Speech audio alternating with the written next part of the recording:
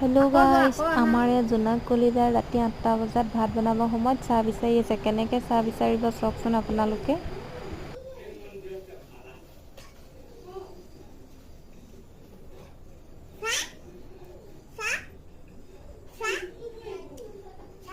চাহ খাবা? তুমি ইমান চাহ খোৱা নে? ভাল কথা নহয় আকৌ। চাহ খাই কি ভাল পোৱা? কিমান খাবা? হা?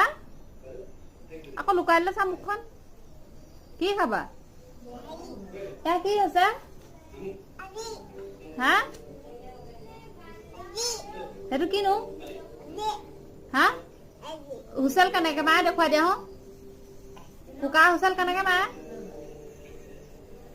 হা? নাজানা? এইটো কি খাইছা? মটন।